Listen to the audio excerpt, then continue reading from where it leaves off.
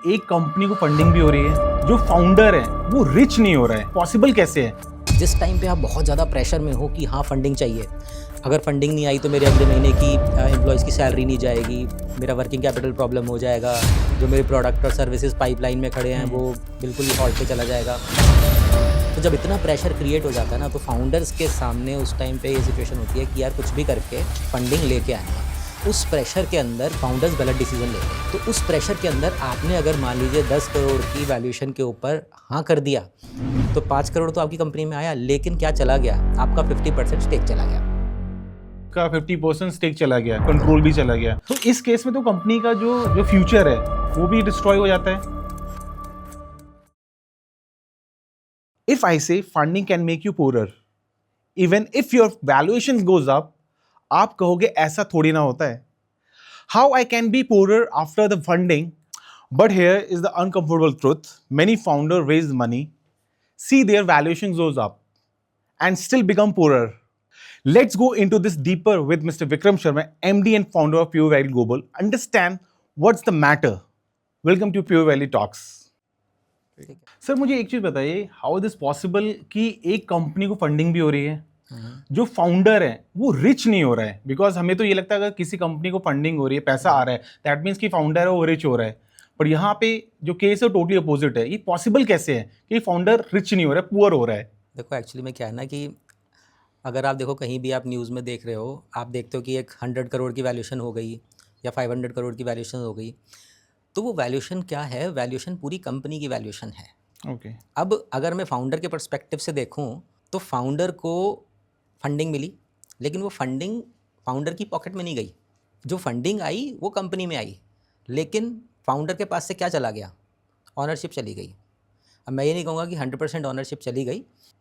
मान लीजिए किसी कंपनी में 100 करोड़ की फंडिंग हो जाती है और उसके बदले में उसको 30% 40% अपना स्टेक देना पड़ जाता है। पहले जो आपकी ऑनरशिप की जो परसेंटेज थी वो 100% थी, पूरी कंपनी आपकी थी। लेकिन जब फंडिंग आई तो आपने कुछ ना कुछ अपना पोर्शन इक्विटी का डाइल्यूट किया और उसके बदले में आपको फंड मिला।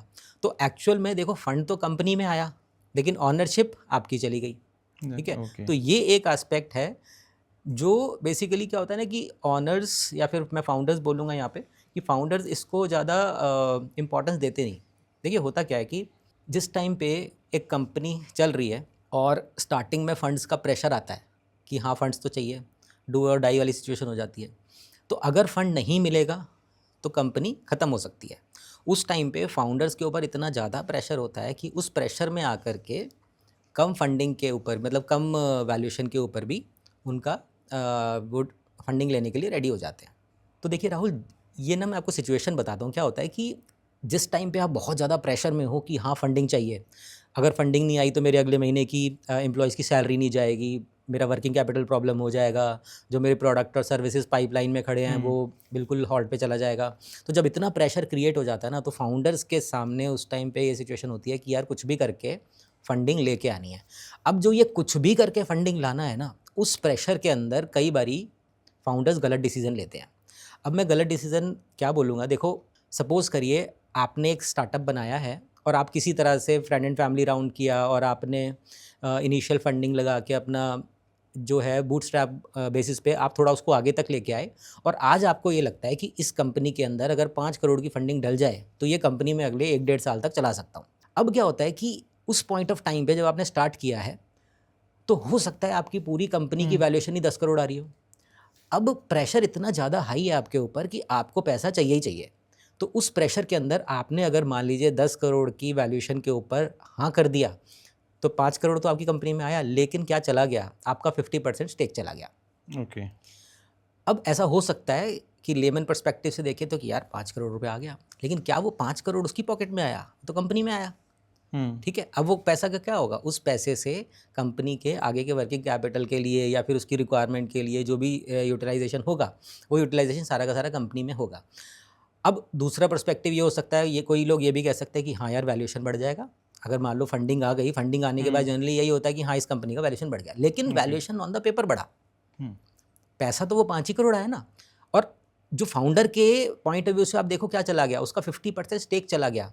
अब आप कहोगे चलो ठीक है 50% स्टेक भी चला गया, लेकिन कंपनी तो चल रही है। लेकिन आप इसके बाद की कहानी सुनो। 50% स्टेक जाने के बाद आपका 50% कंट्रोल भी चला गया कंपनी से। पहले जो कंपनी मैं अकेले चला रहा था, आज एक और पर्सन है मेरे साथ जो इन्वेस्टर है, वो भी मेरे साथ आके बैठ गया और वो भी मेरे साथ मेरे बराबर का पार्टनर है, ठीक है। तो डिसीजन मेकिंग जो पहले वन डायरेक्शन थी, अब क्या है कि दोनों तरफ से पूछ करके तो डिसीजन मेकिंग होगी तो आगे बढ़ेंगे, तो कंट्रोल चला गया। अब इसके अलावा और क्या होगा, मान लीजिए इन्वेस्टर्स जो हैं बहुत ज़्यादा डोमिनेटिंग है, उस केस में क्या होगा कि आपके डे टू डे ऑपरेशंस वो एकदम वॉच करेंगे, हो सकता है माइक्रो मैनेजमेंट में चले जाए, हर चीज़ के ऊपर येस नो चल रहा है। तो वहाँ पर जो प्रेशर बिल्ट होता है स्टार्टअप के ऊपर, तो वो कई बार ऐसा जाके सोचता है कि यार इससे तो ना फंडिंग लेने से पहले ही बेहतर था, एटलीस्ट मैं डिसीजन अपनी मर्जी से तो ले पा रहा था, इंडिपेंडेंटली डिसीजन ले पा रहा था, ठीक है। बट हाँ, वहाँ पर प्रॉब्लम क्या थी, फंड्स की थी, तो फंड्स की वजह से वहाँ पे गेम फंस गया था। ओके तो ऐसा होता है कि जैसे उसने फंड के लिए रिक्वायरमेंट, तो फंड उसको इन्वेस्टर मिल गया, राइट? जैसे आपने बताया कि उसका 50% स्टेक चला गया, कंट्रोल भी चला गया, जो पहले जो उसका था कंट्रोल वो टोटली चेंज हो गया। तो इस केस में तो कंपनी का जो फ्यूचर है वो भी डिस्ट्रॉय हो जाता है। जनरली आप मान के चलो 2 तरह के इन्वेस्टर होंगे, एक होगा फिनेंशियल इन्वेस्टर और एक होगा स्ट्रेटेजिक इन्वेस्टर। ओके जो फिनेंशियल इन्वेस्टर होगा वो कहेगा भाई पैसे ले लो, बिजनेस खुद चलाओ, मैं पैसे दूंगा, मुझे इतना रिटर्न चाहिए, उसका सॉर्टेड है। सेकंड लेवल पे आ जाता है स्ट्रेटेजिक इन्वेस्टर। अब स्ट्रेटेजिक इन्वेस्टर क्या करेगा कि वो आपको, ऐसा हो सकता है जो आपका वीक एरिया है उस गैप को आके फिल करे, तो वो कहीं ना कहीं देखो वैल्यूएशंस के अंदर उसको पॉजिटिव इम्पैक्ट में लेके चलूँगा। लेकिन ऐसा हो सकता है कि कोई ऐसा इन्वेस्टर आ गया जो कि माइक्रो मैनेजमेंट में चला गया है, ऐसा क्यों कर रहे हो, वैसा क्यों कर रहे हो, उस डायरेक्शन में जाकर के अगर चीज़ें कर रहा है, तो प्रॉब्लम क्या होगी कि जो डिसीजन मेकिंग होगी वो हैम्पर होने लगेगी, quality of decision will distort, ठीक है। अब होता क्या है कि जो फाउंडर्स हैं वो इनिशियली ये चीज़ को नहीं समझ पाते कि हाँ, जब हम वैल्यूएशन के लिए जा रहे हैं उसी पॉइंट ऑफ टाइम पे आपको ये दिखाना है कि अगर मेरा कंट्रोल जाएगा तो कंट्रोल के बदले भी कुछ ना कुछ मेरा वैल्यूएशन में चेंज आना चाहिए, या फिर मेरे को कुछ ना कुछ उसका एक्स्ट्रा वैल्यूएशन मिलना चाहिए, ठीक है। तो जो चीज़ मिस हो जाती है वो हो जाती है कि जब आपका कंट्रोल आपसे किसी दूसरे के पास जा रहा है तो वो भी वैल्यूएशन के अंदर आना चाहिए। मोस्ट ऑफ द वैल्यूएशन में आप देखो तो वो दिखाई देगा, लेकिन फाउंडर साइड पे क्या होता है, जनरली उसको नहीं पता होता कि हाँ, कंट्रोल का भी अपना एक वैल्यूएशन का एस्पेक्ट होता है। तो वो समझना बहुत ज़रूरी है, क्योंकि देखो आपकी ऑनरशिप जा रही है वन थिंग, आपका कंट्रोल जा रहा है सेकेंड थिंग, फंड्स उसके बाद आ रहे हैं, ठीक है, लेकिन ये सब चीज़ें पहले आपसे ली जा रही हैं। और जब मैंने बताया आपको कि देखो जब फंडिंग हो रही थी और आप बहुत डेस्परेट थे फंडिंग के लिए, उस पॉइंट ऑफ टाइम पे इन्वेस्टर बहुत सारे ऐसे क्लॉज रख देता है जो फाउंडर्स के पर्सपेक्टिव से आगे जाके बहुत नेगेटिव हो जाते हैं, जैसे कि लिक्विडिटी प्रेफरेंस। अब लिक्विडिटी प्रेफरेंस का मैं आपको बताऊं, जैसे कि वही वाला एग्जांपल ले लेते हैं कि मान लीजिए एक नया इन्वेस्टर आ गया, उसने आपसे 50% स्टेक लिया, आपको 5 करोड़ रुपए दे दिया और बाद में आपको 10 करोड़ की आपकी वैल्यूएशन की ओर फंडिंग हो गई। कल को मान लीजिए एक नया इन्वेस्टर आता है, वो कहता है कि मैं इसमें इतना पैसा डालूंगा और ठीक है आप मेरे को अपना स्टेक दे दो। लेकिन उस केस में क्या होगा, अगर मान लीजिए पहले लिक्विडिटी प्रेफरेंस इन्वेस्टर के पास है तो वो पैसा लेने का राइट इन्वेस्टर का पहले हो जाएगा, फाउंडर का नहीं होगा, फाउंडर का नहीं होगा। अगर मान लीजिए लिक्विडिटी प्रेफरेंस उन्होंने टर्म्स में डाला है तो क्या होगा, जो फाउंडर पहले उसने 50% दिया तो उसको लिक्विडिटी प्रेफरेंस नहीं मिली, सबसे पहले एग्जिट किसने ले लिया, इन्वेस्टर ने ले लिया। ओके नया इन्वेस्टर उसकी जगह पे आ गया, लेकिन फाउंडर तो फिर वही है, ठीक है। तो कहने का मतलब ये है कि बहुत स्ट्रेस वाली सिचुएशंस हो जाती हैं। आप देखो अश्नीर ग्रोवर वाला केस, ठीक है, कि कितना हाई वैल्यूएशन थी और बाद में जो अश्नीर ग्रोवर का आज की डेट में परसेंटेज कितना है, स्टेक 8% है। मैं मानता हूँ कि ठीक है वैल्यूएशन बहुत हाई है, लेकिन valuation is still on the paper, ठीक है। अगर कोई स्टेक लेगा तो ही तो वो पैसा आएगा उसके अंदर, लेकिन आप देखो कि जो ऑनरशिप पहले 100% थी, 100% से आज 8% पे रह गई है। तो हाँ, ये बात तो है कि देखो जब फंडिंग हुई है उसके अंदर तो वैल्यूएशन उसका जो हुआ पॉजिटिव हुआ, प्लस उसका जो वैल्यूएशन है लगातार इंक्रीज होता हुआ, दैट इज डिफरेंट एस्पेक्ट। लेकिन अगर ऑनरशिप वाले एंगल से आप देख रहे हो तो वो ऑनरशिप लगातार घटती जा रही है।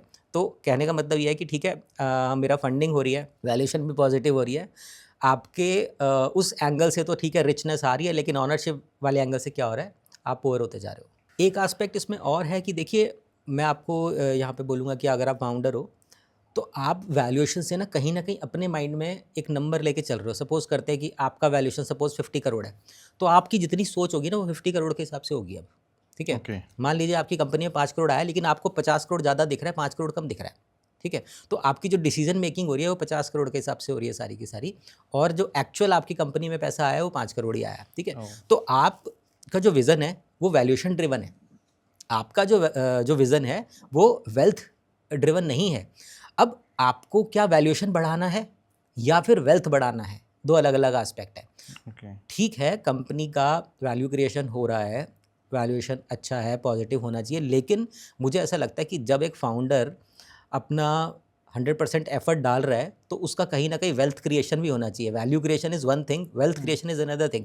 तो आप देखो कि पिछले कुछ टाइम में इतने अच्छे अच्छे स्टार्टअप्स इंडिया से या ऑल ओवर द वर्ल्ड से जो आते रहे हैं, तो देखो उन्होंने एफर्ट्स लगा डाले हैं, तभी वो आज की डेट में यहाँ तक आए हैं। तो क्या उनको अपने एफर्ट्स के हिसाब से वेल्थ मिला है आज की डेट तक? किसी केस में येस, लेकिन मेजॉरिटी केसेस में नो। ठीक है, तो पॉइंट सिर्फ यहाँ पे ये है कि जब भी फाउंडर्स फंडिंग या फिर वैल्यूएशन की तरफ जाएं तो कोशिश ये करें कि इनिशियली बहुत ज़्यादा डेस्परेशन में जाके ऐसे कॉन्ट्रैक्ट्स को साइन ना करें, ऐसी टर्म्स के लिए यस ना करें जो उनको बाद में जा कर के उनकी ऑनरशिप के ऊपर ही क्वेश्चन बना दे। देखो, जैसे जैसे कंपनीज ग्रो करती हैं वैसे वैसे ऑनरशिप अगर इस तरह से डाइल्यूट होती जाएगी, तो एप्पल का केस तो हम जानते ही है। एप्पल के केस के अंदर स्टीव जॉब्स को एक टाइम में बोर्ड ने Exactly. बाहर निकाल दिया। अब आप उस फाउंडर के माइंडसेट को समझो कि जिसने उस कंपनी का बीज बोया, लेकिन आज की डेट में उसको बोर्ड ने ही उसको अपनी कंपनी से निकाल के बाहर कर दिया। तो ये प्रॉब्लम कहाँ थी? ये प्रॉब्लम ये थी कि आपने वैल्यूएशन पे ज़्यादा फोकस किया, मे बी कंपनी पे बहुत फोकस किया, कहीं ना कहीं आपने अपने आप को खुद ही साइडलाइन कर लिया और आपने अपनी वेल्थ और अपनी ऑनरशिप के ऊपर ध्यान नहीं दिया। ओके। और ऐसे न्यूमरस एग्जाम्पल्स हैं, ठीक है, थ्रू आउट द वर्ल्ड। तो मुझे ऐसा लगता है कि जब भी फाउंडर्स फंड रेजिंग या वैल्यूएशन वाली साइड पे जाएं, तो ये फैक्टर्स को अगर वो इंक्लूड करेंगे तो कहीं ना कहीं ऑनरशिप वाला कंपोनेंट रहना चाहिए वैल्यूएशन में। ठीक है, कंट्रोल वाला फैक्टर वैल्यूएशन में होना ही चाहिए। जो आपके एफर्ट्स हैं, आपके एफर्ट्स कहाँ जा रहे हैं वैल्यूएशन में? हम तो प्रोजेक्शंस की बात कर रहे हैं, रेवेन्यू की बात कर रहे हैं। आप सोच के देखो कि सपोज मैं और आप मिलके आज एक न्यू कंपनी स्टार्ट करते हैं, ठीक है, कुछ आपका एक्सपीरियंस कुछ ईयर्स का होगा, कुछ मेरा होगा, तो आज तो स्टार्टअप है, आज तो कोई कस्टमर मेरे पास नहीं आ रहा, ठीक है, लेकिन क्या हो रहा है, मेरी और आपकी जो हमारी सैलरी हम अर्न कर सकते थे वो हम नहीं अर्न कर रहे हैं, और हम ज़ीरो पे बैठे हैं और हम अपनी जेब से पैसा लगा रहे हैं। मान लीजिए ऐसा करते करते मैंने 2 साल लगा दिए, तो मेरी जब रेवेन्यूज़ आएंगे, क्या ये चीज़ें उसमें रिफ्लेक्ट हो रही है? नहीं हो रही। ओके। तो जो मेरे 2 साल के एफर्ट हैं, ये जो मेरी फैमिली उस टाइम पे स्ट्रगल कर रही है, या फिर जो मैं स्ट्रगल कर रहा हूँ, या फिर जो मेरा माइंडसेट है, बहुत ही अपने ऊपर ही सस्पिशन होने लगता है कि यार क्या मैं सही कर रहा हूँ या मैं गलत कर रहा हूँ, वो जो इतना टाइम निकलता है, क्या वो फैक्टर्स वैल्यूएशन में आते हैं? नहीं आते। क्या वो फंडिंग में आते हैं? नहीं आते हैं। ठीक है, तो अगर ये फैक्टर्स को अगर फाउंडर स्टार्टिंग से बिल्ड करना स्टार्ट करे कि हाँ ठीक है, मेरी अपॉर्चुनिटी कॉस्ट भी तो थी, अगर मैं यहाँ नहीं होता दूसरी जगह होता, तो वो मेरी अपॉर्चुनिटी कॉस्ट कहाँ आ रही है वैल्यूएशन में?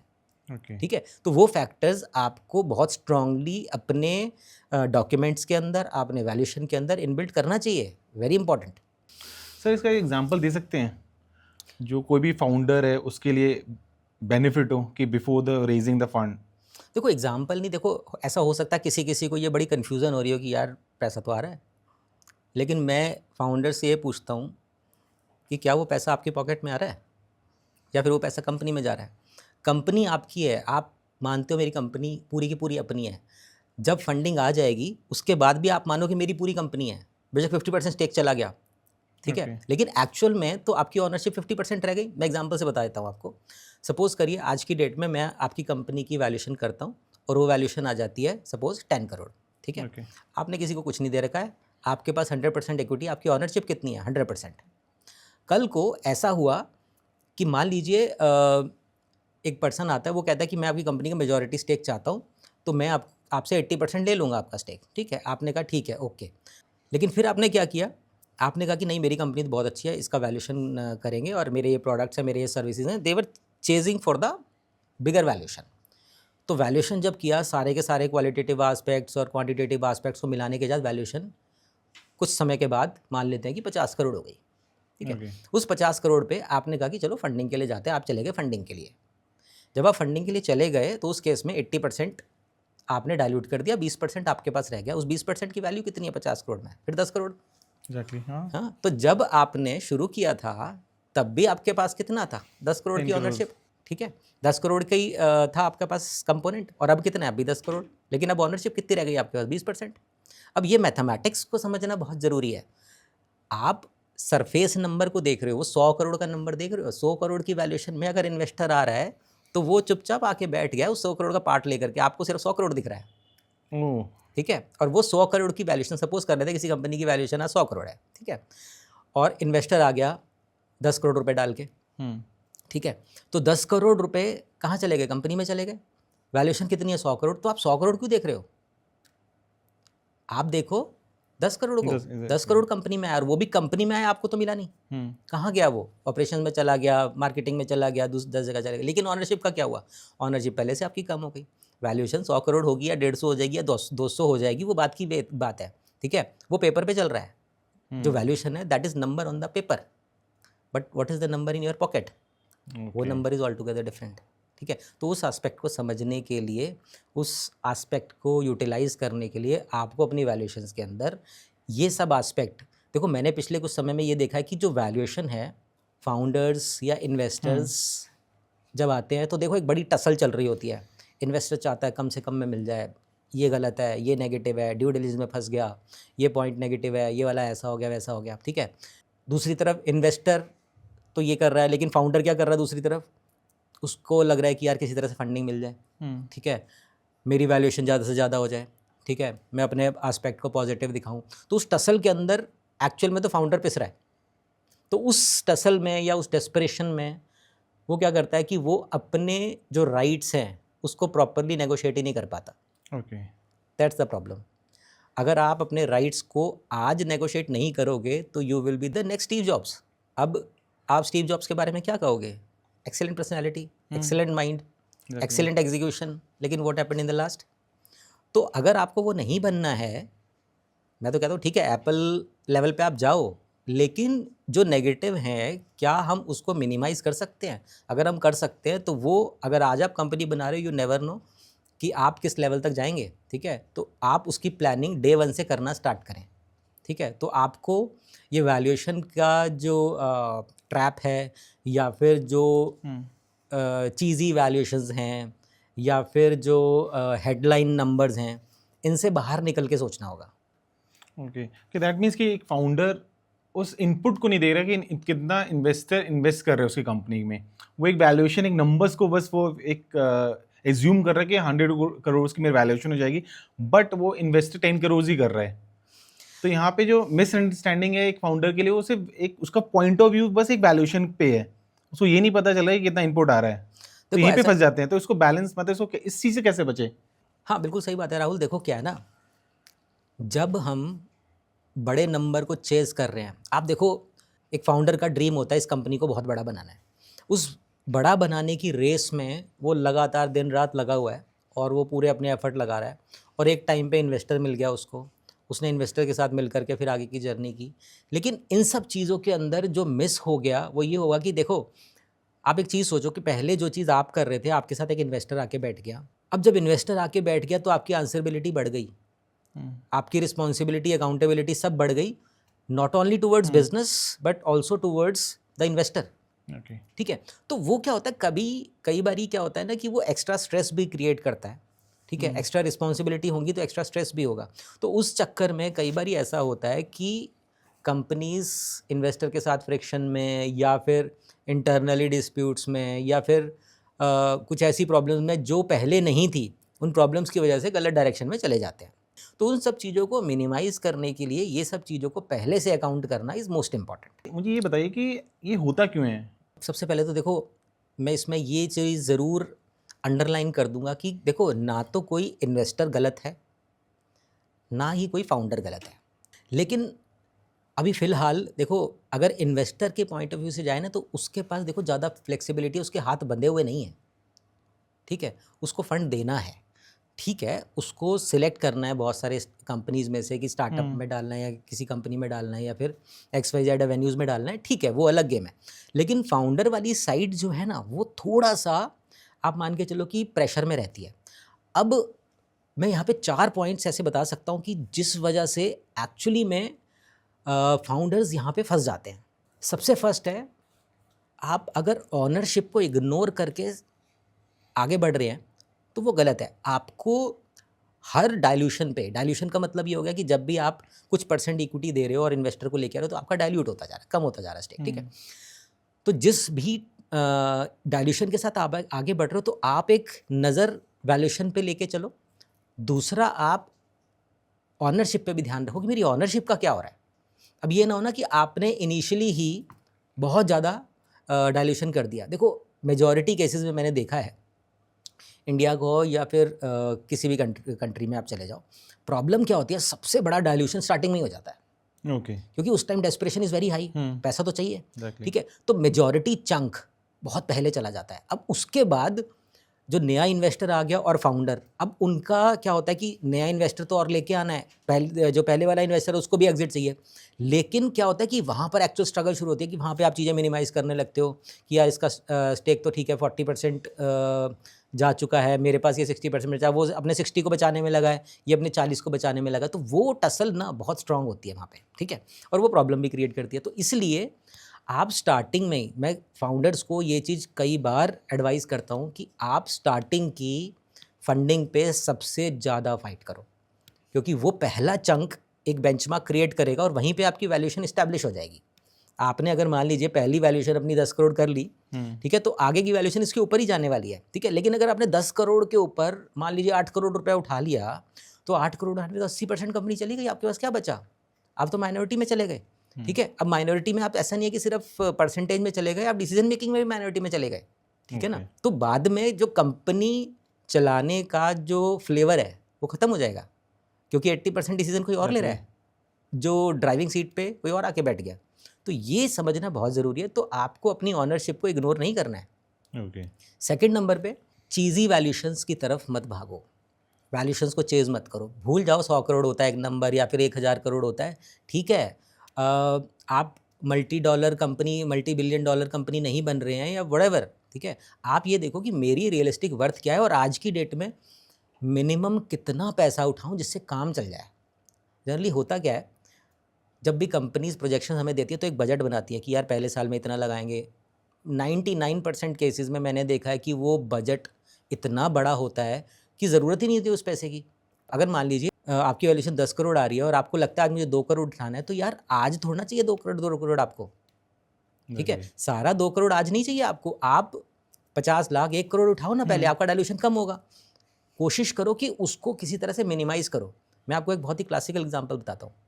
आज की डेट में ज़ेप्टो की फंडिंग हुई, ठीक है। अब मान लीजिए, मैं किसी अभी नंबर नहीं बोलूँगा, जो फंडिंग हुई उसके बाद एक चंक कंपनी में आया। अब एक फाउंडर भी हैं ज़ेप्टो के, भाई जो भी उस कंपनी का पार्ट है, ठीक है। अब जब चंक आया कंपनी के अंदर, तो वो पैसा आने के बाद क्या हुआ कंपनी में, आप देखो डिस्काउंट्स मिल रहे हैं, डिलीवरी फ्री हो गई, तो वो पैसा तो सारा फ्लो हो गया, यानी कि बर्न हो गया सारा पैसा। अब जो इन्वेस्टर से बहुत बड़ी वैल्यूएशन के ऊपर फंडिंग हुई, वो पैसा जब आया, वो पैसा कहाँ चला गया, बर्न हो गया सारा। लेकिन ऑनर का क्या हुआ, उसकी ऑनरशिप चली गई।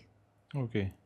ऑनरशिप, भाई जब आप कंपनी में फंड लेके आए तो कहीं ना कहीं इक्विटी दी होगी आपने, इक्विटी देने के बाद तो ये पैसा आया, लेकिन वो पैसा बर्न होकर सारा खत्म हो गया। कंपनी ग्रो हो गई, वो बात ठीक है, लेकिन आप क्या देख रहे हो, ज़ेप्टो ने बर्न कर दिया मनी, कल को ऐसा हो सकता है जोमेटो ले आए सेम लाइन के ऊपर, हो सकता है कोई तीसरी कंपनी ले आए, हो सकता है अमेजोन कूद जाए उसके अंदर की, ठीक है हम भी डिलीवरी फ्री कर देंगे, तो क्या होगा, सारा पैसा तो बर्न हो गया मार्केट के अंदर। हमारी वैल्यूएशन बहुत अच्छी है, फंडिंग भी हो गई, 2 तो टिक आ गए, लेकिन व्हाट अबाउट ऑनरशिप, ऑनरशिप कम हो गई, ठीक है, और वो पैसा बर्न हो गया, ठीक है। तो जब मैं कहूँगा कि एक हैंडसम एग्जिट किसी फाउंडर की तब होगी जब उसकी पॉकेट में पैसा आएगा। फेम के लिए बहुत अच्छा है, आपको मार्केट में नाम बना लिया, वो बहुत अच्छा है, लेकिन at the end what is in your pocket is most important. Third number पे, आप अपने डाइल्यूशन को अंडर एस्टिमेट मत करो, ठीक है। अगर आपको लग रहा है कि 10% इक्विटी मेरा जा रहा है, ट्राई फॉर 5%, 6%, 7%, 1% भी बचा लिया, ये बाद में जाके बहुत कम आएगा। आप 1% की वर्थ समझो कि देखो आज की डेट में आपका 1%, मान लो 100 करोड़ की वैल्यूएशन मान लेते हैं आपकी, आपके 1% की वैल्यू 1 करोड़ है, लेकिन अगर आपका वैल्यूएशन मान लीजिए 1000 करोड़ हो गया, तो उस टाइम 1% की वैल्यू कितनी होगी, 10 करोड़ होगी। तो आप उस 1% के लिए पूरी फाइट करो जितना आप स्टार्टिंग से फाइट कर रहे हैं, ठीक है। तो स्टार्टिंग के पॉइंट ऑफ टाइम पे आपको बहुत ज़्यादा ध्यान रखना है कि अपनी डाइल्यूशन मिनिमाइज़ करो आप, उसके लिए जितनी फाइट आपको इन्वेस्टर से करनी पड़े आपको करनी चाहिए। ओके। और मैं आपको बताऊं, इन्वेस्टर इस चीज़ को बहुत पॉजिटिवली लेते हैं, लेकिन फाउंडर कभी इसको सीरियसली लेते ही नहीं। बट ऐसा क्यों होता है? देखो, जब इन्वेस्टर फाउंडर को देख रहा है कि यार ये इक्विटी के लिए लड़ रहा है मुझसे, फाइट कर रहा है, तो उसको ये समझ में आ रहा है कि यार इसका बहुत ज़्यादा मन है इस बिज़नेस को चलाने का। ओके। लेकिन अगर मान लो कहता है कि चलो दे देंगे, कोई बात नहीं, आप 15 बोलोगे 15 दे देंगे, 20 बोलोगे 20 दे देंगे, तो इन्वेस्टर सोचता है ये तो भागने की कोशिश कर रहा है, he is trying to take exit. तो आपको जब सामने वाले को आपने ये कन्विक्शन दे दिया you are trying to take exit, तो वो उसका इंटरेस्ट वहाँ पे लूज हो जाएगा। तो जब आप when you are fighting for the 1% और 2% of equity, that is a positive sign. मुझे लगता है वो करना चाहिए। और जो लास्ट फोर्थ पॉइंट इसके अंदर मैं बोलूँगा कि देखो, मैंने पहले भी कहा है कि फाउंडर्स जब अपनी वैल्यूएशंस कर रहे होते हैं ना, वो कंट्रोल की प्राइसिंग नहीं करते। उसमें कितना कंट्रोल मेरे हाथ में चला गया। अगर मेरी कंपनी में से मैंने मान लीजिए माइनॉरिटी दिया, 30% दे दिया उसको, लेकिन 30% से तो है ना उसकी। मान लीजिए आपकी कंपनी में कुल मिला के 10 बोर्ड सीट थी, 10 बोर्ड सीट में से 3 सीट चली गई, 7 सीट हैं आपके पास अब, लेकिन 3 सीट भी बहुत इंपॉर्टेंट है, इंपॉर्टेंट डिसीजन मेकिंग के लिए। एग्जैक्टली। ठीक है, तो आपको ये कंट्रोल का भी ध्यान रखना है कि कंट्रोल आपके पास रहे। तो यही 4 पॉइंट है जो कि मुझे लगता है कि फाउंडर्स को ध्यान रखने चाहिए, जिसकी वजह से ये कंट्रोल्स आपके चले जाते हैं। तो ज़्यादातर फाउंडर ये मिस्टेक करते हैं? बिल्कुल करते हैं। ओके। तो मेरे हिसाब से अगर आप फाउंडर हैं या फिर आप स्टार्टअप की डायरेक्शन में जा रहे हैं, तो 4 चीज़ों का आपको ध्यान रखना होगा जो मैंने आपको बताई। सबसे पहला, अपना ऑनरशिप पे फोकस करना है। सेकंड नंबर, डाइल्यूशन मिनिमाइज़ करना है। थर्ड, कंट्रोल पे वॉच रखना है कि कितना कंट्रोल आप दे रहे हैं। और फोर्थ मोस्ट इंपॉर्टेंट, वैल्यूएशन को चेज़ मत करो। What ever realistic valuation is coming, fight with that number. Okay. ठीक है, आपके पास एक नंबर है, उस नंबर के साथ आज की डेट में हो सकता है आपकी वैल्यूएशन 5 करोड़ हो, में भी 2 करोड़ हो। आप बेशक 10 लाख रुपए भी मार्केट से उठा रहे हैं, उस टाइम पे try to minimise your expenses, ताकि आप एक ऐसी जोन में आए जहाँ पर आपको जो डाइल्यूशन हो उसका बेनिफिट आपको लास्ट में मिले। ओके। ठीक है, तो आपको स्टार्टिंग के अंदर ये 4 पॉइंट्स में अपने आप को वीक नहीं रखना है। अगर ये 4 कर ले तो दैट मीन्स कि वैल्यूएशन वाले स्टैंड पॉइंट से भी और फंडिंग वाले स्टैंड पॉइंट से भी प्लस ऑनरशिप, तीनों को आप इंटैक्ट रख पाओगे। ओके। ओके। चीज़ और बताइए, जो वैल्यूएशन पर्सपेक्टिव से फंड रेजिंग का प्लान कैसे करना चाहिए? देखो, फंड रेजिंग एक कंपनी की रिक्वायरमेंट है।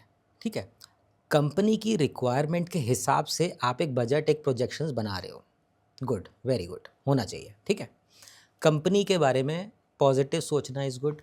इन्वेस्टर अगर आएगा तो वो अपने बारे में बेस्ट सोच रहा है। आप कोई ऐसा इन्वेस्टर बता दो कि जो कहे कि नहीं यार तेरी वैल्यूएशन तो 5 करोड़ हो रही है, मैं तो 10 करोड़ डालूंगा, ऐसा कोई इन्वेस्टर नहीं होता। वो 5 का कहेगा 4 ही कर लेते हैं। ठीक है, यानी कि इन्वेस्टर अपने बारे में बेस्ट सोच रहा है।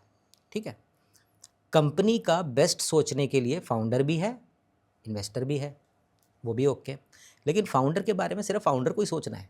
ठीक है, तो अगर फाउंडर अपने बारे में स्टार्टिंग से ही स्ट्रॉन्ग डिसीजन मेकिंग करके नहीं चलेगा, तो ये प्रॉब्लम जो मैंने आपको बताई वो सारी की सारी प्रॉब्लम उसके रास्ते में आने वाली है। ओके। तो इसके लिए क्या करना चाहिए, देखिए कि जब आप फंडिंग के लिए आगे बढ़े, सबसे पहले अपने आप को ना इमोशनली स्ट्रॉन्ग करें, इमोशंस को साइड में रख दें। बिजनेस बनाना है, वेरी गुड। इन्वेस्टर के साथ डील करना है, एक्सीलेंट। आपको अपना नाम बनाना है, वो भी बहुत अच्छी बात है। लेकिन एट द एंड आप जो ये कर रहे हो, बिजनेस में आप आए हैं या फिर आप स्टार्टअप बना रहे हैं या फिर किसी भी कंपनी में, तो इसके साथ आपका नाम हमेशा हमेशा के लिए जुड़ गया। ठीक है, इससे आपको अर्न करना है, इससे आपके रेगुलर एक्सपेंसेस या फिर आपका ग्रोथ या फिर आपका फ्यूचर सब कुछ इसके साथ जुड़ा हुआ है। तो आपके बारे में आप ही को सोचना है। ओके। ठीक है, दैट इज़ वेरी ब्लंट, लेकिन आपको अपने बारे में सोचना ज़्यादा ज़रूरी है। आपके बारे में कंपनी नहीं सोचेगी, आपके एम्प्लॉय नहीं सोचेंगे, आपके इन्वेस्टर भी नहीं सोचेंगे। तो आपको क्या करना है, अपनी ऑनरशिप, अपनी वेल्थ बिल्डिंग के ऊपर ध्यान देना पड़ेगा। ठीक है, आप फंडिंग के लिए जाएं, बहुत अच्छी बात है। आप वैल्यूएशन अच्छी चाहते हैं, उसके लिए वैल्यू क्रिएशन कर रहे हैं, बहुत अच्छी बात है। लेकिन जब भी आप फंडिंग के लिए आगे जाएं, फंड रेजिंग के लिए आगे जाएं, तो valuation is one thing, ownership आपको ध्यान रखना है, वेल्थ क्रिएशन ध्यान रखना है, डाइल्यूशन पे ध्यान रखना है, कंट्रोल पे ध्यान रखना है। ओके। इन 5 फैक्टर्स पे ध्यान रखना मोस्ट इंपॉर्टेंट है। ओके। तो एट द एंड मैं यही कहूँगा, कई बारी लोअर वैल्यूएशन पे फंडिंग हो जाए और आपके पास ज़्यादा ऑनरशिप रहे, ये बेटर है कि ज़्यादा वैल्यूएशन पे फंडिंग हो जाए और ऑनरशिप बहुत कम हो जाए। ओके। क्योंकि बहुत बड़ा नंबर आ गया तो आप मान के चलो कि उस बड़े नंबर के साथ स्ट्रेस भी बड़ा ही आने वाला है। एग्जैक्टली। ठीक है, रिस्पॉन्सिबिलिटीज़ भी बड़े आने वाली है। लेकिन अगर आपने बहुत ही ग्लॉसी वैल्यूएशंस बना दिए हैं, अब मान लेते हैं कि एक कंपनी थी जिसका वैल्यूएशन सपोज़ 200-300 करोड़ आने वाला था, लेकिन आपने बहुत वैल्यू क्रिएशन दिखाया, ये दिखाया, वो दिखाया और वैल्यूएशन 500 करोड़ हो गई। इतने एग्जांपल्स आपने देखे पिछले पास्ट के अंदर जिसकी वैल्यूएशन बहुत ही बड़ी दिख रही थी, लेकिन जब वो मार्केट पे जाके लिस्ट हुए स्टॉक एक्सचेंज पे तो बहुत बुरी तरह गिरे। इस तरह से बहुत सारे स्टार्टअप्स, बहुत सारी कंपनीज ऐसी हैं जो स्टॉक एक्सचेंज पे मैंने आपने शायद नहीं देखी, लेकिन बहुत बड़ी बड़ी वैल्यूएशंस उनकी आई और वैल्यूएशन आने के बाद नंबर इतना बड़ा था तो डायल्यूशन भी बड़े बड़े हो गए और डायल्यूशन होने के बाद लास्ट के अंदर जब बुरी तरह से गिरी वैल्यूएशंस, तो क्या हुआ कि ऑनरशिप्स बिल्कुल ख़त्म हो गए, ठीक है। और जो प्रेशर्स क्रिएट हुए उसकी वजह से आप देखो कि तो आज की डेट में सिचुएशन इतनी पुअर हो गई है कुछ कंपनीज़ के लिए थी कि उनकी सर्वाइवल की भी प्रॉब्लम खड़ी हो गई है। तो मेरे हिसाब से lower valuation with the higher ownership is better than the higher valuation with lower ownership. Okay, ठीक है, तो this is very important aspect to understand. यानी कि जितने फाउंडर्स हैं सब मेन, जितने भी अभी आपने बताया कि एग्जाम्पल के साथ कि उनका ये मेन रीज़न था because they looking for the higher valuation, ठीक है।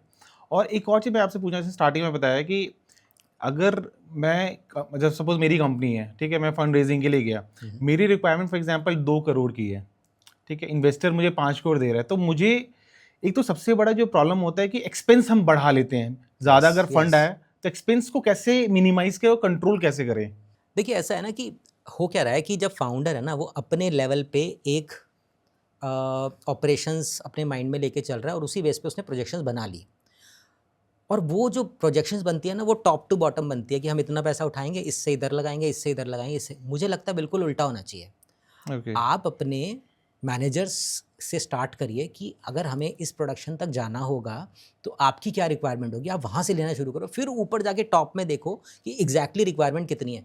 तो ट्रस्ट मी, अगर मान लीजिए आप 2 करोड़ के नंबर से ऊपर से नीचे आ रहे थे, तो जब आप उसको बॉटम अप अप्रोच से चलाएंगे, जब आप पहले नीचे के नंबर लेके ऊपर जाके उसको क्लब करेंगे, तो आप देखेंगे कि नंबर के अंदर लगभग 40 से 50% का रिडक्शन होगा। तो वो प्लस वो नंबर 1 साल का है। ओके, ज़रूरी थोड़ा ना कि आपको सारा पैसा अभी लेना है। आप इन्वेस्टर से कमिटमेंट ले लीजिए कि ठीक है हमें ये पैसा आप 1 ईयर में दे दीजिए, कंडीशनल ले लीजिए कि अगर हमें ज़रूरत पड़ी तो सेकंड राउंड लेंगे, लेकिन हम न्यू वैल्यूएशन पे लेंगे, ठीक है। तो इस तरह से अगर आप स्टार्टिंग में कुछ नेगोशिएशन प्रॉपरली करेंगे तो कहीं ना कहीं आपको उसके बेनिफिट 100% मिलने वाले हैं। ओके। तो दैट मीन्स कि मेन फैक्टर होता है बिजनेस अगर कंपनी फेलियर होने का। बिल्कुल होता है। देखिए ऐसा है ना कि अगर आपने ये फैक्टर्स को स्टार्टिंग, मैंने आपको एग्जांपल दिया ना, आज स्टार्टअप हो, आप नई कंपनी है, ठीक है, आज वैल्यूएशन 10 करोड़ है, कल को इसकी वैल्यूएशन 10,000 करोड़ भी हो सकती है।